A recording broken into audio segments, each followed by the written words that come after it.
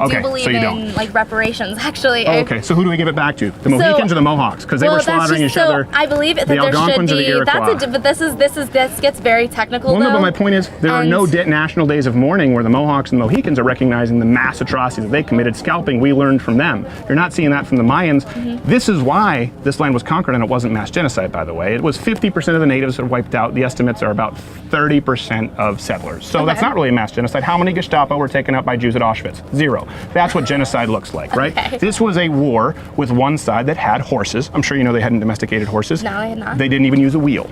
Yes. So this was a very regressive society who lived here, by the way, for thousands of years. We would both agree that. Thousands of years. Let's go 1621. Okay. 200 years we end slavery. It was a day in 1621 where they feasted with them. So it's a specific time that's recognized as a holiday for Thanksgiving because it was precisely about the old world and new world, bridging that divide and breaking bread together. And that was also symbolic of what happened after the Emancipation Proclamation. The country was at war. That's why it's designed to be as inclusive as possible. Any religion, race, gender, the whole point is Thanksgiving is to give thanks for what it is that you do have. And it's important to remember too that there were 50 years of peace after that. Yes. 1621. So for a very long time. So what I am saying is that Thanksgiving, a lot of people say, well, it depends on what you think Thanksgiving is. No, it doesn't depend. There's historical documentation. This is why we celebrate Thanksgiving. Sure. It was this feast, 50 years of peace afterward. That's a wonderful thing. It's not racist at all. Now, if people then want to talk about, and you went through a whole list, I mean, you went all the way down to Texas Rangers. Yeah. At first I thought you were saying Walker, Texas Rangers. Like Chuck Norris has nothing to do with the early Pilgrims, but you were going all the way through that. And this is what I see a lot of people doing. You did it to a more extreme example, you know, going down to the Alamo. But people say, well, because afterward there were abhorrent acts committed, therefore that taints Thanksgiving. And what I am saying is, no, Thanksgiving is not exclusive in any way. It's actually designed to be inclusive it's inclusive by design, and that sets a precedent which you would have to apply to every single holiday. From Christmas to Passover to Ramadan, any holiday, because you could say, well, after Christmas, they crucified Jesus, or there's the Spanish Inquisition. You could go through the atrocities that obviously, you know, Jews are not blameless either, and of course they've been the victims. This happens throughout society where people are sometimes they're the nail, sometimes they're the hammer. For some reason though, there is a disproportionate focus on kind of what you brought up, white European settlers who came here as though they are singularly unique or responsible for these acts of evil, and it comes up around the time of Thanksgiving, and I don't think it could be less appropriate or less productive. I think it's divisive, and I think it actually fractures us as opposed to taking part in a celebration that should encourage unity. So the only thing that, and I see, I mean, obviously I see what you're saying. Yeah. But these 50 years of peace and unity that you spoke of. Yes. And then you also spoke about the Emancipation Proclamation and how that was getting rid of slavery. Right. However, just because it got rid of slavery didn't mean that African Americans in this country were, you know, they still went through so much. I'm not saying at all that anyone is blameless. But it's the idea that you're saying that. No, the only reason I want to be clear, the only reason I brought that up is because that's when it was federally recognized as a holiday. Well, yes. But what I'm trying to say is that Thanksgiving, I guess, in your kind of sense. I want to be very clear. Do we both agree that that is why we celebrate Thanksgiving? Yes. Yes. It's not just general pilgrims and aboriginals or indigenous. It's not general. Like, there's a very specific reason why we picked that day. Yes. And it's 1621, and then it goes to 1863 with Abraham Lincoln declaring it an official holiday. Yes. So it's just because a lot of people think there's wiggle room. There's no wiggle room as to why we celebrate Thanksgiving. Yeah. Now, if you want to say we shouldn't celebrate it because of, and go down the list of grievances afterward, you can do that, and I'm more than willing to talk with you about that, but I don't think that that's fair to tar and feather a celebration because we choose what we celebrate. Well, I don't think that we shouldn't celebrate Thanksgiving. Okay. And that's, and like I was saying before, it's because I think there's so many things that we have to be thankful for, but I think that there's a separation now between the original reason for celebrating it and why we celebrate it now. More people, I think, when you think of celebrating Thanksgiving now, is more like, oh, I'm thankful for my mom, I'm thankful for my dad, you know, I'm thankful like an episode of Family Matters. Exactly. And so, or Full House or something like that, yes. You know? And that's why I'm having this conversation, because I'm amazed at how many students here have no ideas the actual history of Thanksgiving. Yeah. I think it is important for them to know, because I also think it's, if they understand, it's far harder to lead them astray with lies of mass genocide. Yeah.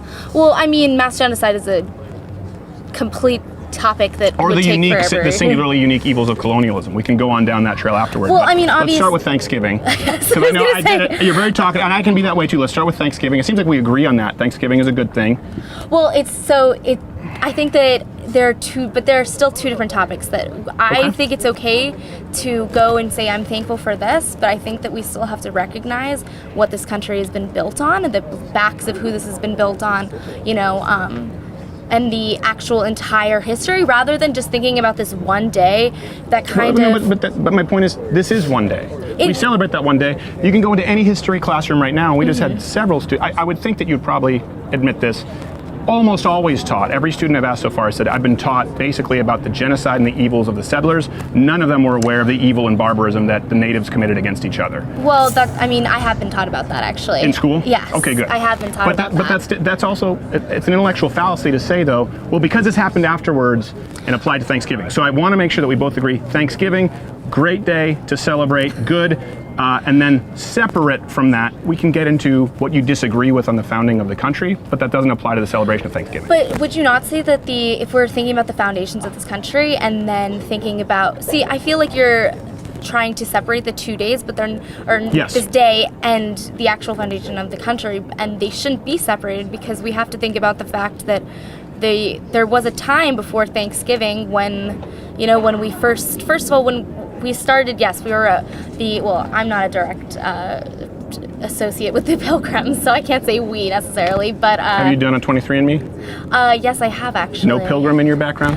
Not that I'm aware of. A lot of Polish Jew, so really? Yes, and also French. Good for you. French colonials. There aren't many left, obviously, Polish Jews. It was... Yes, it was an unfortunate time for us during that time. Terrible. But I would definitely think that, and this is just my opinion, obviously, because we're just swapping opinions. Sure. But I think that there has to be an association between the two, just because if you don't think about everything that has happened in the past, why can't I be thankful that we're no longer committing these?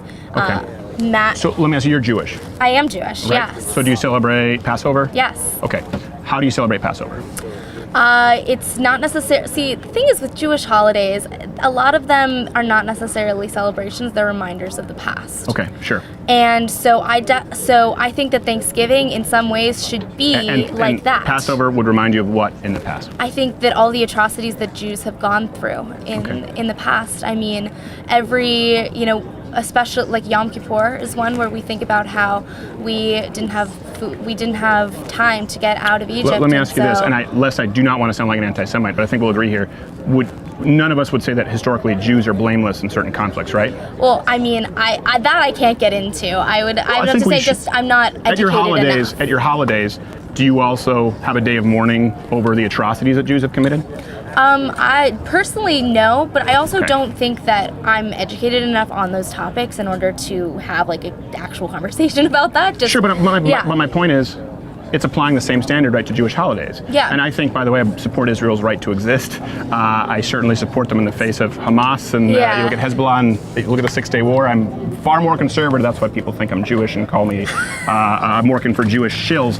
But I certainly wouldn't say that any group of people are blameless. But the point is, you're saying we need to celebrate this American holiday and recognize the fatal flaws in the United States. Doesn't sound to me like you're applying that same standard to Jewish holidays. Well, I think that that's definitely something that is flawed, and I also don't know. I wouldn't say I know enough about how to change the Jewish system. I would, if I could, I would definitely try and implement something like that. But I think that there's also something to be said about. Well, then let's hear your suggestions on how we implement it to the American system. I just want to point out that we choose holidays to celebrate, and people shouldn't have a gun to their head to say you can only celebrate Passover if you also go over the Levant affair or whatever it is. I definitely agree, and I don't think that there should be definites in regards to how people celebrate holidays. I mean, there are people who don't celebrate birthdays and things like that, and usually you're not blameless on your birthday. Like, oh, well, you committed a mass murder, so I guess you can't have a birthday. I turned 32 this year. Really? I was a prick. Oh, well. Yeah. That's unfortunate. I turned 19 this year, so I was not a prick. Okay, good for you. You're one step ahead of me. Okay, but I say it because you mentioned we should also include this sort of day of mourning, this day of recognizing the atrocities. I think this is being singularly applied to Thanksgiving. I think it's being singularly applied because of what you presented as white European supremacy, which I disagree with. But let me I want you to finish that thought, and then we'll kind of move on. Oh, okay. So basically, I just think it could be applied to a lot of different holidays. Obviously, maybe not some of them like Valentine's Day and things like that, but I don't really know the origins of some of these holidays. Bastards at Hallmark might have to pay. Yeah, exactly. Yeah. But I don't know, and I don't know enough about like the origins of Christianity. I don't really know that much about the Crusades and things like that. So I really can't make too many arguments when it comes to other religions and other holidays that we celebrate, which are often religious based. However, what you're suggesting on Thanksgiving is you can celebrate Thanksgiving, but no. So finish. I actually think that what we should do is we should just constantly be mindful of what we have done in the past, and so that we don't repeat these actions in the future. And so, during that time, so let me ask you this, because you just mentioned, you just went down a whole laundry list, right, yes, of bad things that white Europeans did. Sorry, yeah. Do you also think that we should be very conscious of the incomparable barbaric acts of evil that the Native Americans committed against each other on that day? Including the Mexicans you mentioned, the Aztecs, the Incas. Well, yes, the Aztecs and the Incas. However, those were within Incans were Peruvian. Incans were the Aztecs and the Mayans are going to. But should they not be able to celebrate any national holiday without recognizing the horrible evil, far worse than anything colonialists did, that they did to each other, like ripping someone's heart off, cannibalizing them in front of their wives and kids? Sure. Should they not be able to celebrate Cinco de Mayo? Well, first of all, Cinco de Mayo, I don't think enough people really know the origins behind Cinco de Mayo. Well, the point is any sort of national holiday. Yeah, so... Can they celebrate any holidays in Africa, even though they were the ones who started this, what we know as the modern slave trade, and it still goes on there? Yeah, so I definitely think that obviously you can argue that everybody has... Sorry, this hat's a little... Right. That everybody is flawed in some way. However, I think that in order to really make some kind of progress in the future, you have to really... It's kind of like I guess it's Catholics. You know, they talk about their sins a lot, and they go to the priest, and they're like, "This is what I've done." And so I think that there's something noble and actually very progressive in being able to say, "This is what we've done in the past, and now I'm thankful that we're here and that we're not currently living in that situation." And so, in the future, we now know that this can't happen again. Yeah, I'm going to turn it up a little bit on you here, so I hope you appreciate this. Not in a way that's controversial, but I don't think that you could argue anyone has done that more than Western European Americans. No one has been browbeaten and admitted to guilt more. For example, in other countries, right, if you were to conquer people or commit mass genocide, you subjugate them. You don't give them back land. That's not what happens, which we've done with Native Americans. When you talk about the acts of barbarism, you know, there was no mass genocide. That's just not accurate. They were committing murder in massive numbers. If we talk about giving the land back to Native Americans, which I don't know if you've suggested or you necessarily support that, or it was somebody else. You don't support giving land back. I mean, I hadn't brought that up. I do believe in like reparations, actually. Okay, so who do we give it back to? The Mohicans or the Mohawks? Because they were slaughtering each other. I believe that there should be. But this gets very technical. Well, no, but my point is there are no national days of mourning where the Mohawks and the Mohicans are recognizing the mass atrocities that they committed, scalping. We learned from them. You're not seeing that from the Mayans. This is why this land was conquered, and it wasn't mass genocide, by the way. It was 50% of the natives that were wiped out. The estimates are about 30% of settlers. So that's not really a mass genocide. How many Gestapo were taken out by Jews at Auschwitz? 0. That's what genocide looks like, right? This was a war with one side that had horses. I'm sure you know they hadn't domesticated horses. No, I had not. They didn't even use a wheel. Yes. So this was a very regressive society who lived here, by the way, for thousands of years. We would both agree that. Thousands of years. Let's go 1621. Okay. 200 years we end slavery. Sure. We didn't even need to end cannibalization or burning people alive or ripping out their hearts, but we ended slavery. Yeah. I think that's a good thing. And I think trying to make it seem as though white Western Europeans, as though it was based on some form of racial supremacy, are uniquely responsible for these acts of evil. And that is what you propose. And I haven't heard anyone propose that there should be days of mourning for Native Americans to atone for the crap that they've pulled, or days of mourning for the Jews to atone for what they pulled, or days of mourning for the Palestinians to atone for what they've pulled. It always seems to be white European settlers, when the fact is in the United States of America, we did commit acts of evil, that's human nature, but we are singularly unique for ending so many acts of evil in record time. However, you could argue that white Americans, white Europeans are in a position of power compared to so many people, especially Native Americans, especially other African Americans, name any other minority. We're in a position of power now because we won the war. Well, but to continue with my point, I think that a lot of policy is... But do you not agree with? Do you not see what I just? Do you not agree that that's a subtext here that is important? I definitely. Because every time I say, well, what about Native? You go, well, I don't know enough about that. I said, well, what about the Jews? You go, I don't know enough about that. But you seem to have a laundry list of all your grievances with white European settlers. Yeah. And you also don't seem to know a lot about the acts of evil that were committed against them. Well, we need to understand both. We need to understand that they go both ways. Sorry, did you say against the... against Europeans, and certainly against natives from natives. Yeah, so... No one was more brutal than Native Americans. My only argument to that would just be that you're talking about, natives committing atrocities against natives, and that's in their own... But this was when they were in their own land. This was their land. This was their civilization. No, it wasn't. The Iroquois, it wasn't their land when they were going hard and the Algonquins. I mean more of like the Not idea that this is where they had and the lived Mohawks their and the entire Mohicans. lives. No, but okay, so what separates it is a pond? Well, the fact is they were going into someone else's territory, killing, raping their women, burning them alive because they wanted to take their stuff. Yeah. We didn't go in, kill them, and burn them alive. We went in and we traded, for example, the island of Manhattan. And then they said, sometimes there were atrocities committed, but a lot of the time, we bought land. Yeah. And then they said, well, no, hold on a second. We don't have the same concept of personal property. Good example of that is Manhattan. Yes. Manhattan we purchased for 60 guilders worth. Now, it's been taught in this school, I believe, that 60 guilders accounts to $25 worth of junk. I've read this in an academic, I think it was UT, could have been the University of Massachusetts, something like that. So don't fact check me on this, but this was written. 60 guilders equates to $25 worth of modern junk. 60 guilders was actually nearly 10,000 animal pelts and lumber and nutwoods. That was given for the island of Manhattan that the Lenape and Canarsie did not want. They live in what is modern Brooklyn. Was purchased. We settled there peacefully. Then they come back in and say, hey, we want it back. I thought this was a lease, because they don't have the same concept of personal property. Yes. Then a war starts, and of course, the settlers win. Of course. That is very different. I would say that is far more permissible than the Mohicans going in and just slaughtering all the Mohawks they can find. I think that and scalping them. The only thing is that when you think about it, so the settlers who came in had obviously been educated in a different way. They had different values. They had different upbringings. I mean, as you said before, the Native Americans who had lived there before, they didn't have access. They hadn't domesticated many animals or horses, and they didn't have access to the. They were for thousands of years. That's a good question, but I think a lot of it is based on their religion, and a lot of that they respect. Pantheism. They respect nature. They respect. They didn't respect nature. They hunted and fished more species to extinction per capita than any people in the history of the world. They didn't care at all. I didn't really mean it by that in that sense. I think there was more of a respect towards like their physical nature. Sorry, I just get heated because I learned this stuff in school. No, and then I was really like, wait.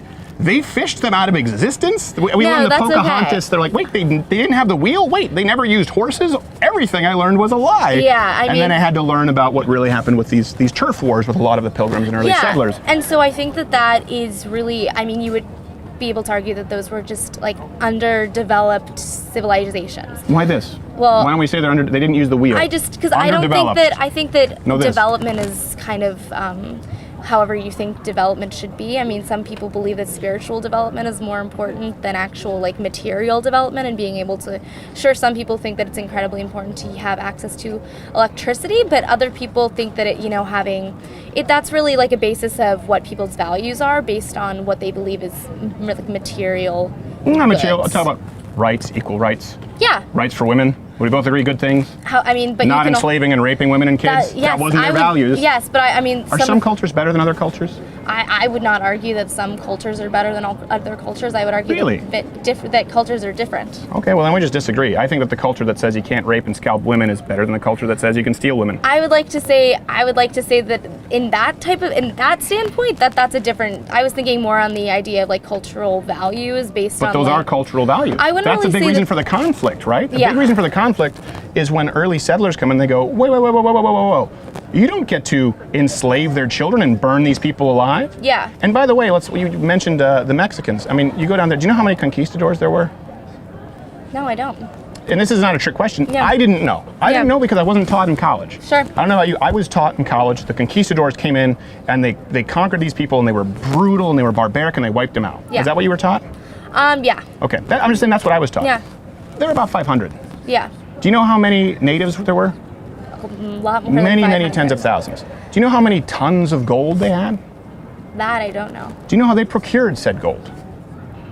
By enslaving, because they had no regard for human rights whatsoever, and so they enslaved people, usually after raping and beating them and stealing their women if they were fertile enough, and they would say, okay, you have to go and get us gold, and your options are get us gold or die. Yeah. So Cortez came with 500 conquistadors. Do you think he can take over an entire land? Because you went through Mexico, you went through all that in the atrocities. Do you think he can take over and conquer an entire land with 500 conquistadors? What's required is natives who were so upset because of the barbarism and how mistreated they were, they felt that they were, and they knew they were better treated by European settlers who came and they said, we're going to take our chances with the guys who have the boom boom sticks. Yeah, I talked about that briefly earlier. I might not have talked about it in an extent because I was kind of listing things. However, that's why I just kind of went down my list. No, that's true. And so that is 100% true. And there were, the only thing is that and that's that why I was think the conquistador culture is better. I say it's superior.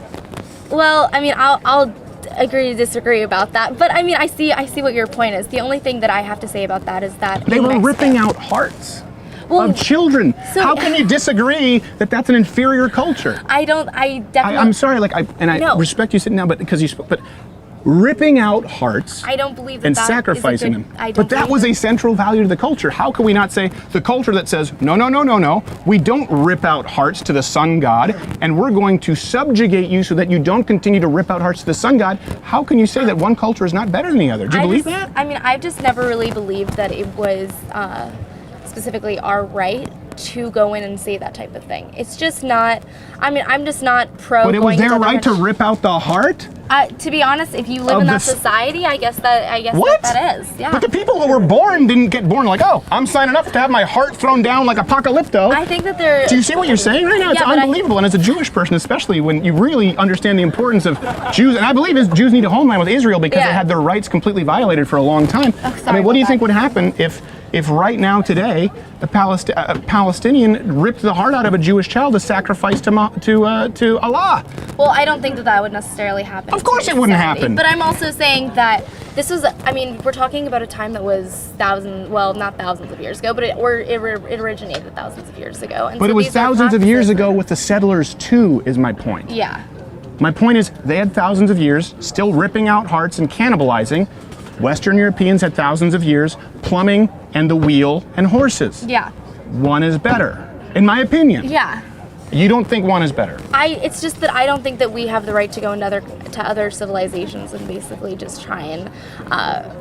Sure, it might make it. I mean, I think that there's something noble in saying, sure, we could try and make your life easier, but I don't think that we have the right to say, to tell other people what they're doing wrong and this is what they believe in. It's a religion, and I think that bringing in Judaism into it is not in my opinion a very good thing, just because I think I think that I brought Christianity into it too. I'm saying I believe that the Jewish culture is better than the ripping out hearts culture. I mean, I would also say that I don't really like bringing the Holocaust into things like that, just because I didn't bring the Holocaust into it. I mean, it's been brought in just before, but I definitely think that talking about modern day Judaism and then referring to older religions, the Mayans, which to this day still practice but do not continue with these ripping out rituals, and maybe that's because it's impermissible. Maybe that's because we came in and we said maybe you shouldn't do that anymore. Right. But at the same time, we shouldn't be saying instead you should convert to Christianity. Instead, you should convert to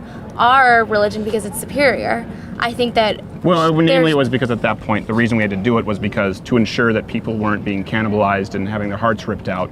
The only sort of fail-safe was, you're going to put a cross next to your initial there so we know that, you've moved on from heart removal territory. Yeah, the only thing that I think in that is that just starts the process of assimilation that still is very prominent. You like assimilation? Yeah, I think as a matter of fact that's the biggest argument against genocide against Native Americans, because most of them assimilated. And most of them assimilated because most wanted to. I would actually think that a lot of them, and obviously I didn't live during that time, so I really can't make I'm older than you, but I wasn't quite alive at that time either. Yes, I'll give you that one. But I do have some grays here in the sideburns, and it makes me sad. But I definitely would think that fear was a reason that a lot of people assimilated, and that's a reason a lot of people assimilate today. Is fear of having their hearts ripped out or being cannibalized by other natives. They said, whatever is going on with these new guys who have the funny translucent skin, it's got to be better than being cannibalized and burned alive. I'm going to go with you. We gave them some fire water and let them duke it out, and then came in and picked up the pieces. And I just think it's important to understand the history of this.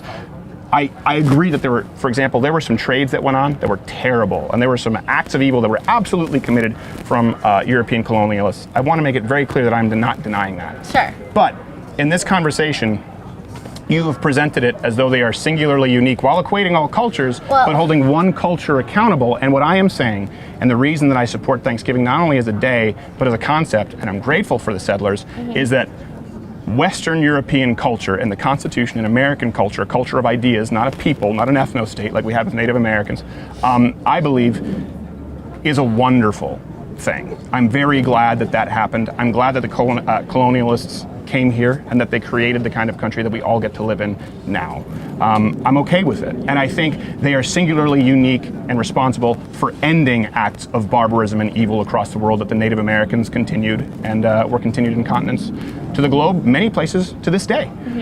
So I don't think you can hold them accountable as being the only people who need to mourn their acts of evil. I think instead they should be praised and held accountable for the fact that they are singularly unique and stopping a lot of that. But don't you think they should also be held accountable for the atrocities that they have? I think no one's been held more accountable than they have.